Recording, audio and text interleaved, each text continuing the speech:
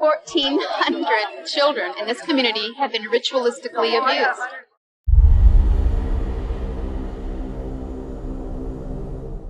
Children often hold the key to unraveling complex and sensitive situations, such as allegations of abuse, whether it be physical or emotional in nature. However, there have been numerous instances where children have made up false events, including accusations of abuse by adults, during questioning by psychiatrists and parents. Understanding the reasons behind these fabrications is crucial for both the protection of innocent individuals and the well-being of children. Let's look at the various factors that contribute to children making up false events and the implications of these fabrications on the parties involved. One of the primary factors contributing to children making up false events is their cognitive development and memory limitations. Children go through various stages in which they think and perceive the world differently than adults. At a young age, their memory, attention, and reasoning skills are still developing, making them more susceptible to confabulations, memory errors, and suggestibility. Confabulations refers to the production of fabricated or distorted memories without the intention to deceive. This phenomenon is more common in children due to the immature state of their memory and cognitive processes. They may unintentionally mix up details of actual events with their imagination, resulting in the creation of false events. Memory errors can occur when a child's limited memory capacity fails to accurately store and retrieve information. In the context of abuse allegations, memory errors can lead to the omission of important details or the inclusion of inaccurate information, which can create the impression of a false event. The reconstructive nature of memory can also contribute to children's memory errors, as they fill in gaps in their memory with incorrect details or assumptions. Suggestibility refers to the tendency to accept and incorporate information provided by others into one's memory, beliefs, or understanding of an event. Children are highly susceptible to suggestion due to their developing cognitive abilities and their reliance on adults for guidance and information. During questioning by psychiatrists and parents, leading questions or subtle cues may inadvertently shape a child's responses and cause them to make up false events. The way children are questioned by psychiatrists and parents can also significantly impact the accuracy of their responses and the propensity to make up false events. Inappropriate interviewing techniques and leading questions may contribute to the creation of false memories and accusations. Leading questions are those that suggest a particular answer or outcome, either explicitly or implicitly. When children are asked leading questions, they are more likely to incorporate the suggested information into their responses, creating false events or accusations. This issue is especially problematic in cases where children are highly susceptible or motivated to please the interviewer. Repeated questioning can also lead to the creation of false memories and events. When children are questioned multiple times about the same event, they may feel pressured to provide new or additional information, leading to the introduction of inaccuracies or false details. Additionally, repeated questioning can cause children to become confused about the actual events, further increasing the likelihood of fabricating false narratives. Do you have a passion for sharing captivating stories? Have you ever considered launching your own podcast or channel to bring content to life? Or maybe you are already an established content creator looking to increase your efficiency. If so, today's sponsor is a game changer for both current and aspiring content creators like you. Meet Auvi, the ultimate voiceover cleanup solution tailored for content creators. Auvi revolutionizes your content creation process, making it seamless and efficient. All you need to do is upload your raw audio file to Auvi's platform, and their state-of-the-art AI technology will work its magic. Auvi effortlessly removes pauses, duplicate words, and other imperfections, delivering perfect audio every time. And the best part is that it's free to try. I have personally used Auvi and can confirm that it is a game changer. Making videos has never been easier. With Auvi, you can focus on what truly matters, researching, scripting, and narrating the enthralling stories that keep your audience on the edge of their seats. Let Auvi handle the technical side of things so you can unleash your creativity. Visit auvi.ai to learn more and experience the magic of flawless audio. Link in the description below. Now let's dive back into the video. Let's now discuss the case of the McMartin Preschool. In the quiet town of Manhattan Beach, California, an ominous presence casts a shadow over the seemingly idyllic McMartin Preschool. Virginia McMartin, the 76-year-old owner, her daughter, and 2 adult grandchildren, along with 3 other teachers, work together to maintain a facade of innocence. The parents of the students are unaware that their children are at risk, as the school staff hides a dark and twisted reality. Day after day, the children of McMartin Preschool endure unimaginable horrors at the hands of their trusted educators. It starts with innocent games, but quickly devolves into a nightmare of perverse activities and chilling rituals.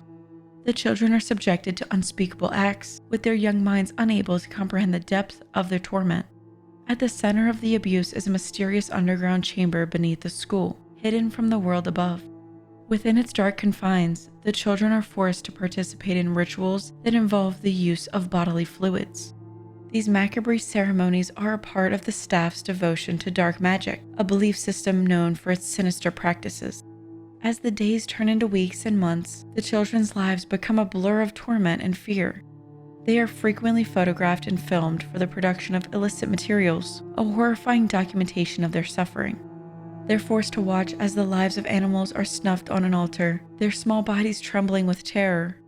One day, a young 3-year-old boy named Matthew returns home from school, his eyes haunted and his body tense. His mother, Judy Johnson, senses that something is terribly wrong, gently coaxing him to share his story. With tears streaming down his face, Matthew recounts the horrors he and his classmates have experienced at the hands of their teachers. Shocked and horrified, his mother takes immediate action, contacting the authorities and setting off a chain of events that will expose the terrible truth about the McMartin Preschool.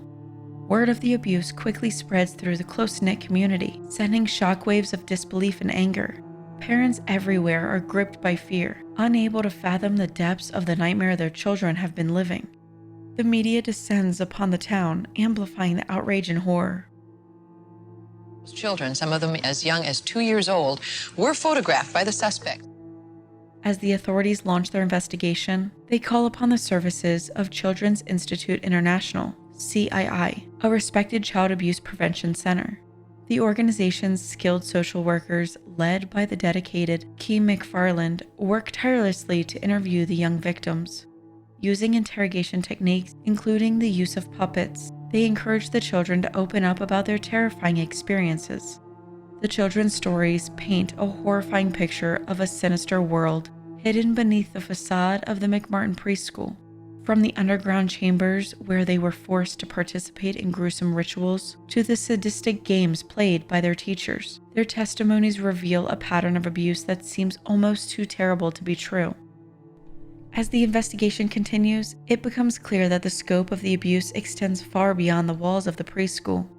Reports of similar incidents emerge from several other daycare centers in Los Angeles County, causing panic to spread throughout the nation.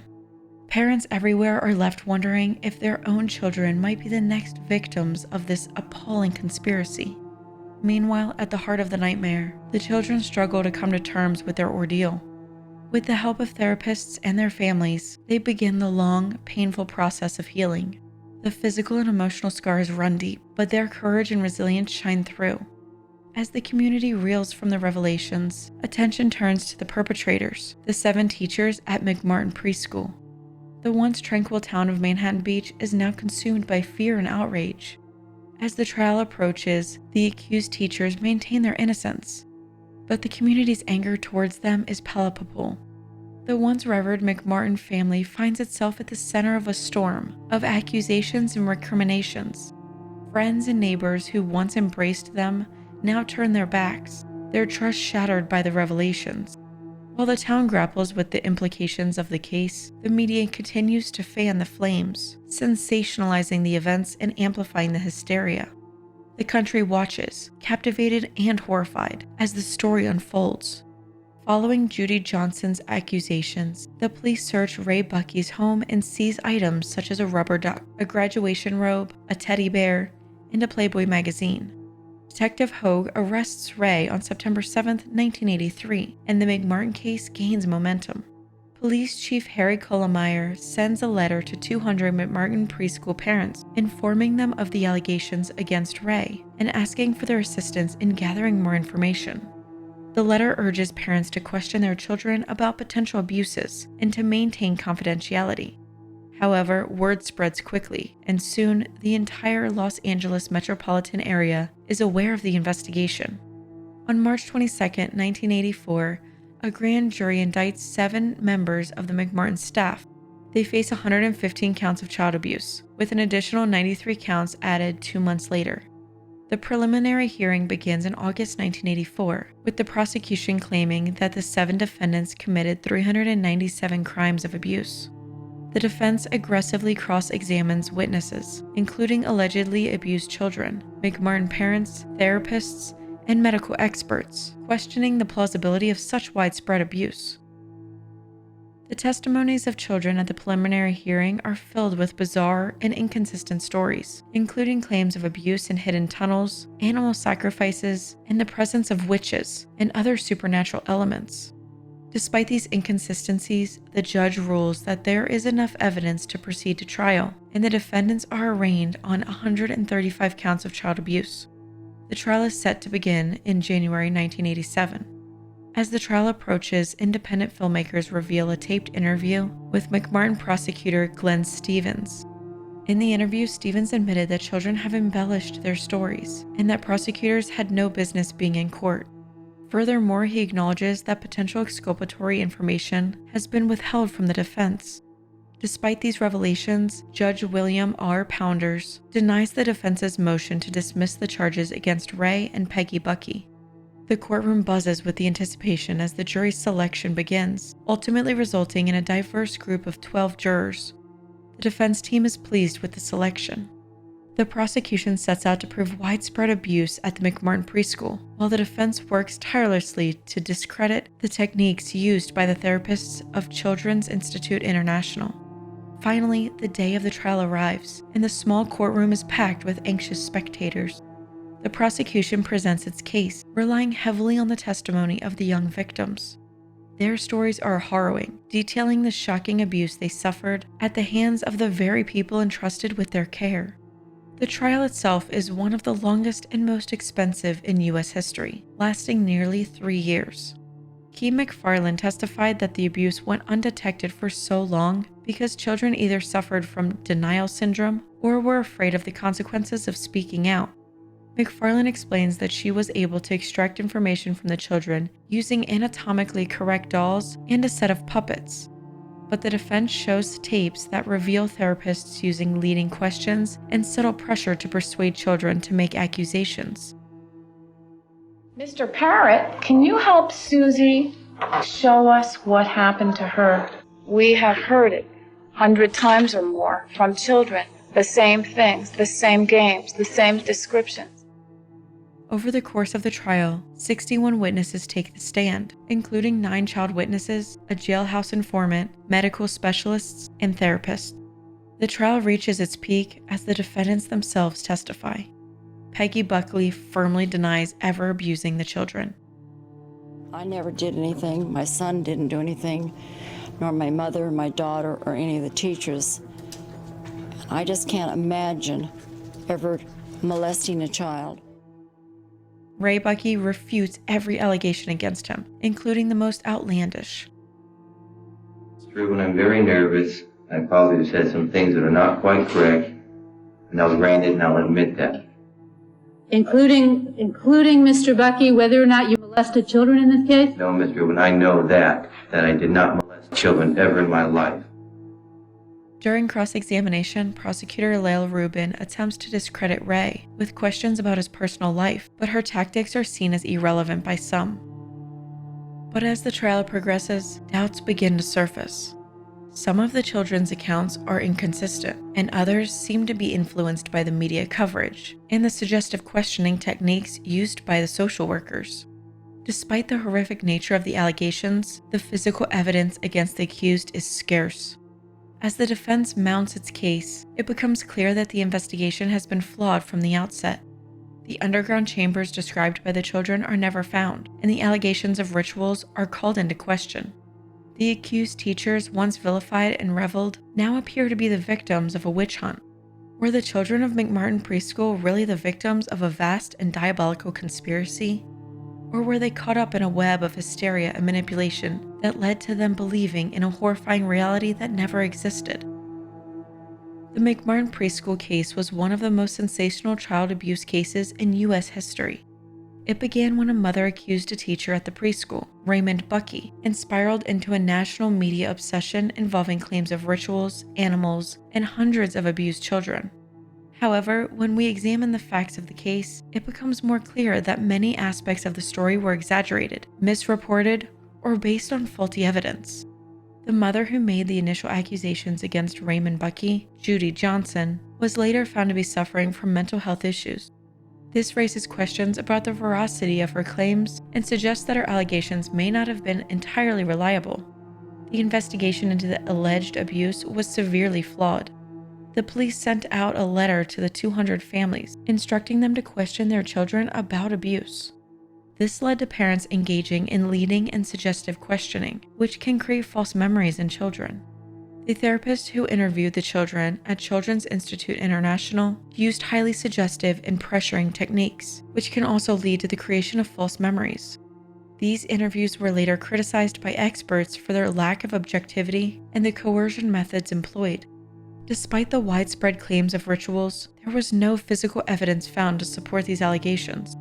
There were no animal carcasses or bodily fluids discovered at the preschool, and no evidence of ritual abuse or activity was ever established. The lack of corroborative evidence in this case is striking. No photographic evidence linked to the alleged abuse was ever found, and there was no medical evidence to support the prosecution's case with any certainty. The McMartin case led to significant changes in the way that child abuse cases are handled.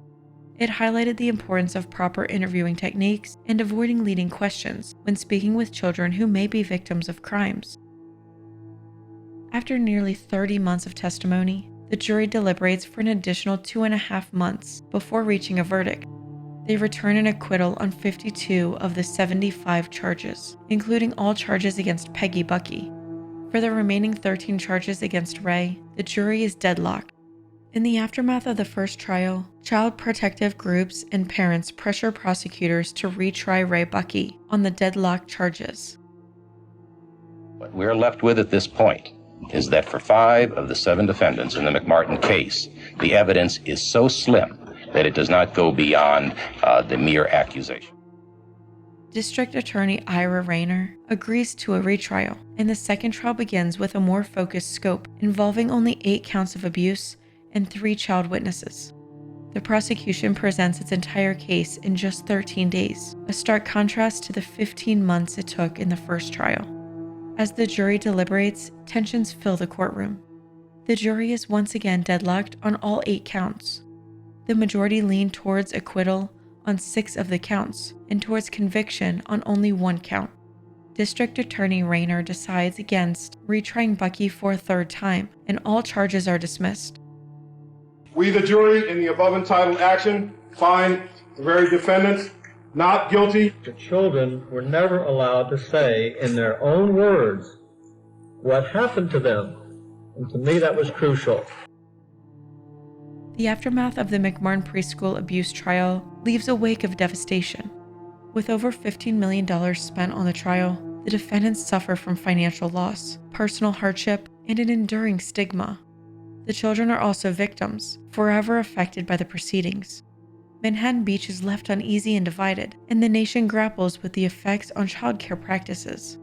In the end, Raymond Bucky and his mother, Peggy McMartin Bucky, were acquitted of all charges, and the case against the other 5 defendants was dropped due to lack of evidence. Now let's analyze the psychology behind why the children may have made up these stories as a result of the questioning they underwent. To understand the psychology behind the children's stories, it is essential first to consider the context in which these allegations arose. The early 1980s were marked by heightened awareness of child abuse and a growing fear of cults. This cultural backdrop played a significant role in shaping the public's reaction to the McMartin case and in influencing the way the children were questioned. The interviews conducted with the children were a crucial factor in the development of their stories. At the time, there was little understanding of the best practices for interviewing children who may have experienced abuse. The therapists at the Children's Institute International used leading questions, suggestive techniques, and repeated questioning to elicit information from the children. This approach has since been discredited and is known to produce unreliable and false information. In the following transcript, we will hear an interview of an 8-year-old boy who is using an alligator puppet as a means of communication. The use of the alligator puppet allows the child to distance himself from the sensitive subject matter being discussed.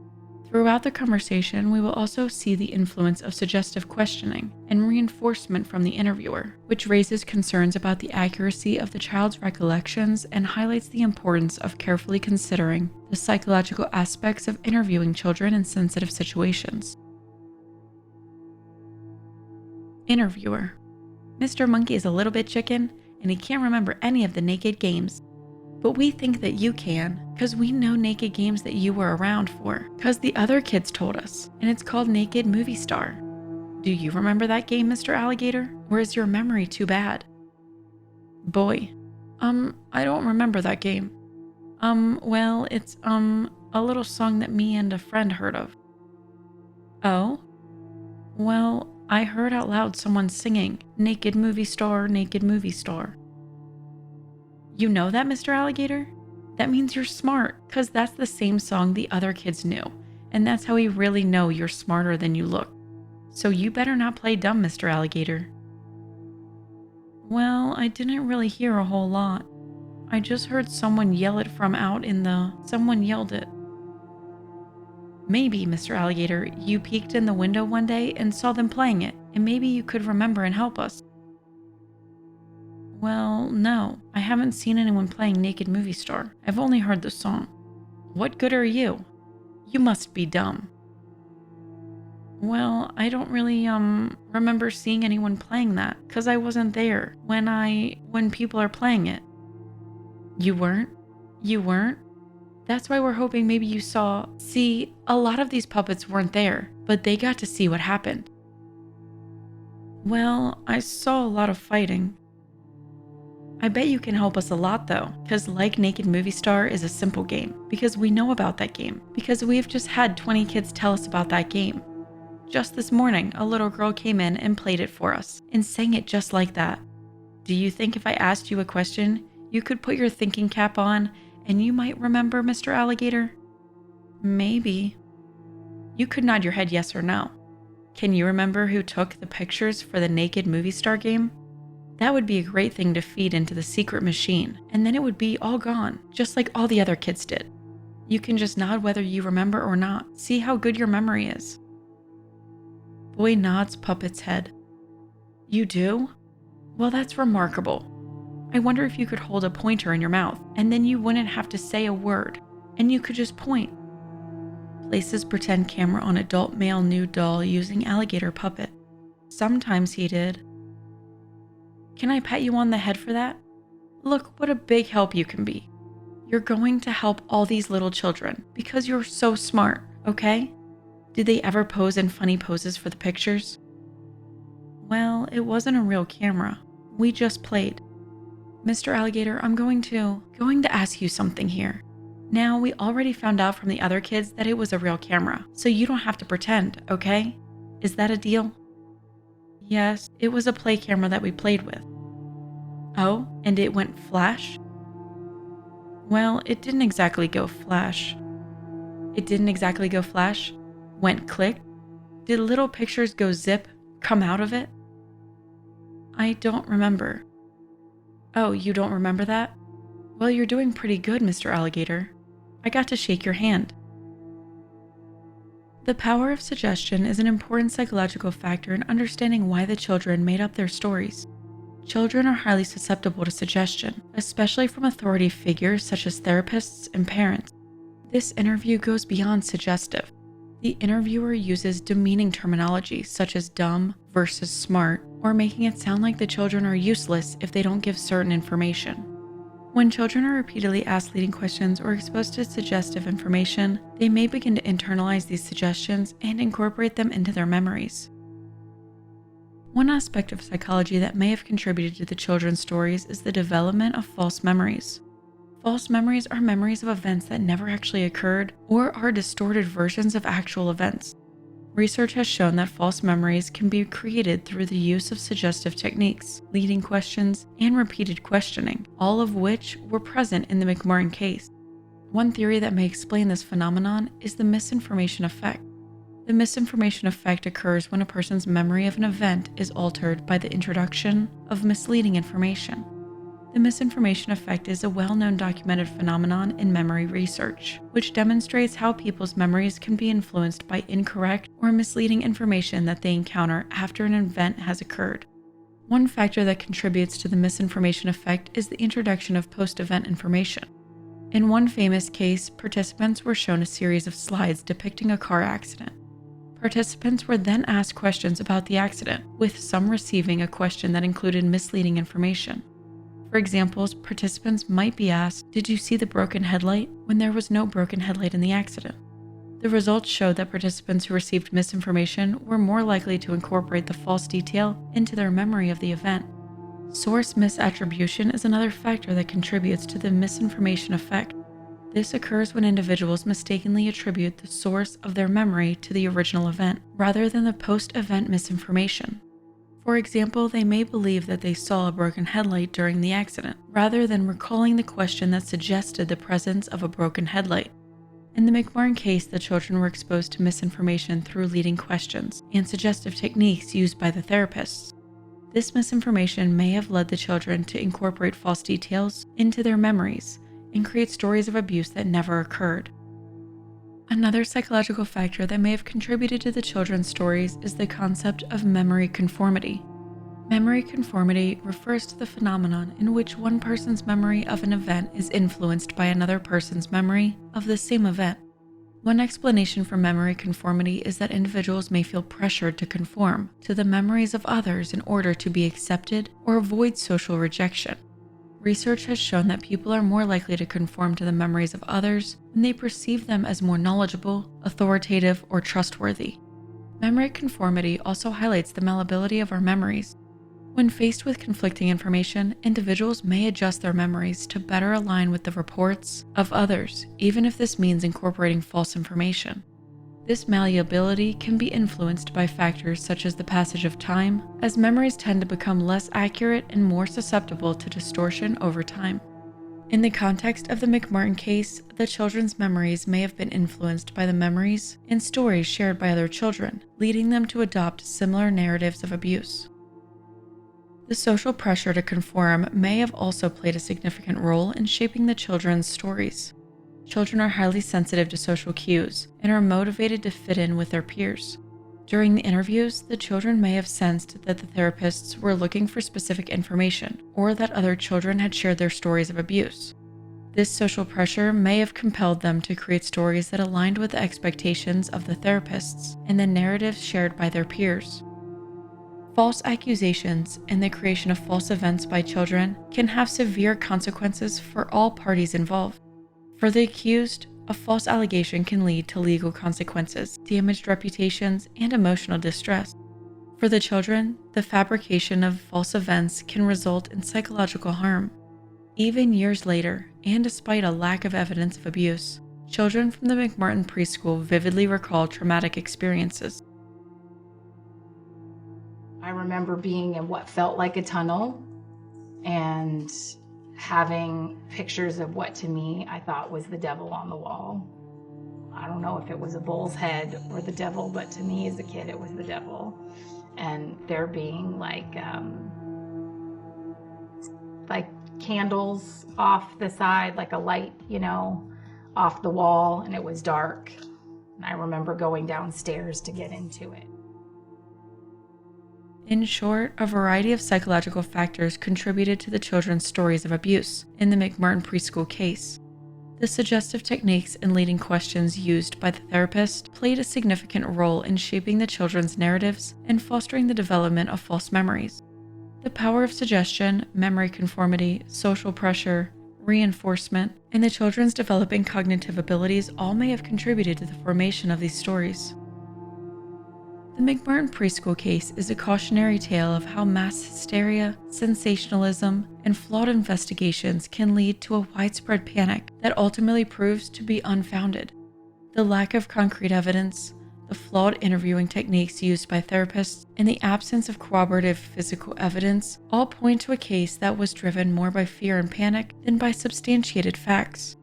While the impact of the case lives on, it serves as a reminder of the importance of thorough and unbiased investigations in matters involving the most vulnerable members of society, children. Do you think there was any form of abuse happening, or was this all a collection of false memories? Thank you to our Patreons. We really appreciate your support. We want to give a big thank you to Dark Entries, Nexus, Big Pepperoni Pizza, Chrissy R, Catherine D, Tony S, and Jennifer S. Feel free to join our Patreon today. Link in the description below. Thank you for watching, and join us next time when we explore the psychological maze of some of the most wicked people.